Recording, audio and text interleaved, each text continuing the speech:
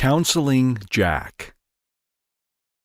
My second story is one of counseling. This occurred when Jack, a former student of mine, visited me in hopes that I could help him get a job. 7 years earlier, the CEO of his company had retired, and Jack, as vice president, had felt that he would be the next CEO. But Wendy, whom he had never met, was brought in from the outside and put in charge instead. Wendy was driven to maximize profits, and she cut expenses to the bone to do this. This included literally zeroing out their entire budget for developing next-generation products.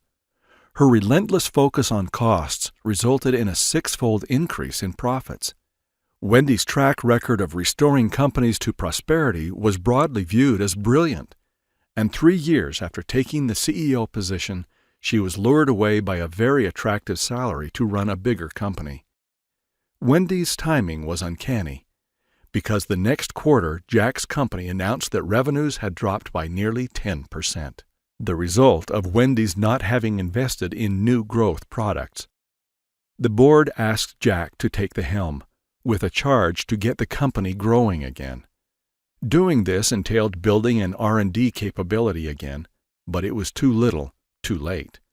The company's stock price tumbled, the company was acquired, and the CEO of the acquiring company told Jack that he was no longer needed. Hence, Jack needed my help. These injustices consumed Jack. He was mad at the board for hiring Wendy instead of him. He was very angry with Wendy, of course, because Jack had essentially been punished for Wendy's mismanagement, even while Wendy was rewarded. "Clay, I need a job," Jack said. "In every interview, they assume that the company tanked under my watch. I try to explain that it was the fault of the prior CEO, but so far, I just can't escape this legacy." I said, "In listening, Jack, I feel it. You really are mad. What I worry about is that some of the people that you're interviewing with likely will feel it too, because they can't gauge who you really are. They might be thinking, 'Is this just an angry man? How is he going to work in our company?'" I continued, "I try to read the scriptures every morning when I get here, just to be sure my head is screwed on right for the day ahead. I read something just a few days ago that might help. Would you mind reading this out loud? It is in our modern scriptures." I then pulled my scriptures off my shelf and opened to Doctrine and Covenants, section 64, verses 8 through 10. "My disciples in days of old sought occasion against one another, and forgave not one another in their hearts. And for this evil they were afflicted and sorely chastened. Wherefore I say unto you, that ye ought to forgive one another. For he that forgiveth not his brother his trespasses standeth condemned before the Lord. For there remaineth in him the greater sin. I, the Lord, will forgive whom I will forgive, but of you it is required to forgive all men." "It looks to me like you are blaming lots of people for what has happened," I said, "and it is true that they caused the trouble. But what part of the problem are you going to solve by being mad at everyone?" "Clay, somebody ought to make things right. I was left with the problems Wendy created, and it derailed my career, not hers," Jack responded. I said, "Let me tell you about something that happened in my church a number of years ago. In a scout troop that our church sponsored, the scoutmaster abused twin 12-year-old boys. When their mother told the bishop of the ward, he quickly met with the scoutmaster, verified that it had happened, and then brought in the man's wife so that the scoutmaster could confess to her what he had done. In subsequent weeks, the man was excommunicated from the church and was referred to government authorities, where he confessed to all that had happened. This was devastating to everyone concerned. Several friends urged his wife to divorce him. Instead, she forgave him. They moved to a different state where they could start again. The mother of the twins, in contrast, was irate. "If the bishop of the ward had been attuned to the Spirit, he never would have asked that man to be the scoutmaster in the first place," she complained.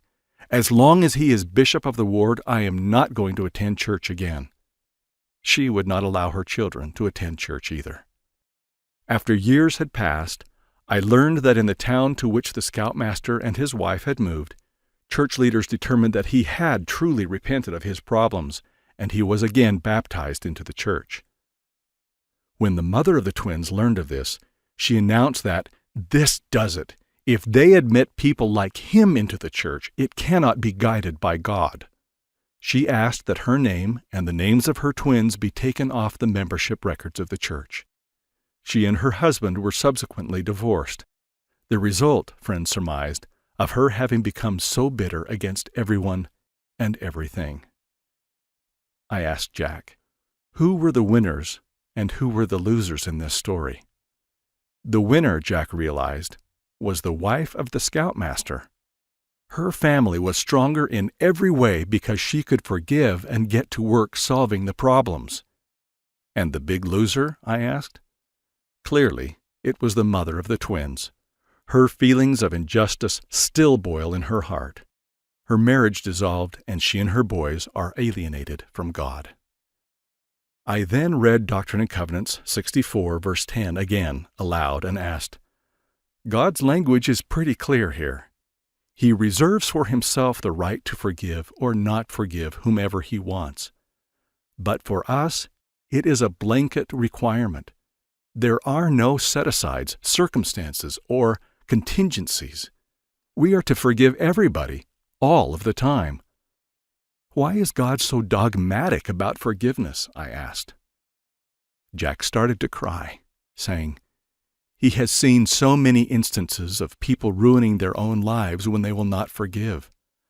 God doesn't want this to happen to me. Jack then asked, I came looking for a job, and you talked about God. Why? I just do it when God can help us solve a problem, I responded. I think that God truly is my Father and yours. He wants to help you. I would be foolish if I didn't use the best concepts or ways of solving a problem. Jack left with a spring in his step. He shortly found a great job and quickly wrote to ask me to write down the scripture we had read. So I can tape it on my desk, he said. I did so, and I also sent him a triple combination, writing above my signature, just in case you ever need to screw your head on straight in the morning, read this.